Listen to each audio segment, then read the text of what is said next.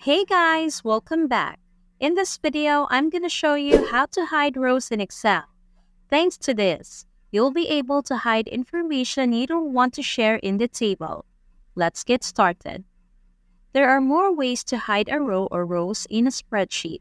Here, I'll introduce two of them. Let's crack on with the first one.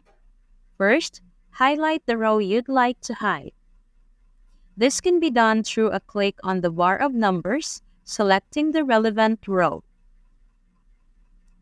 If you wish to hide more rows at once, press the Shift key and click on each of the rows you want to hide.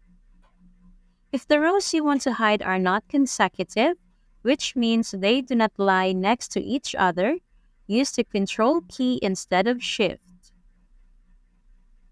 Once you've selected all the necessary rows, use the right-click button to see the Hide option. The hidden rows are not visible in the table on the screen. They also won't be printed out if you were to do so with the spreadsheet, but they've not been deleted.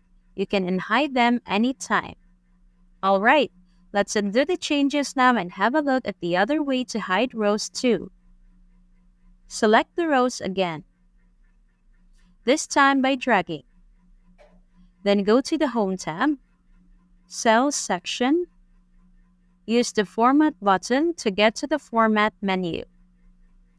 Find Hide and Hide option and select Hide Rows. And the work's done. To see how to unhide rows in Excel, watch our other video tutorials. Thanks for watching. And if you found this video useful, don't forget to give it a thumbs up and hit the subscribe button for more content like this.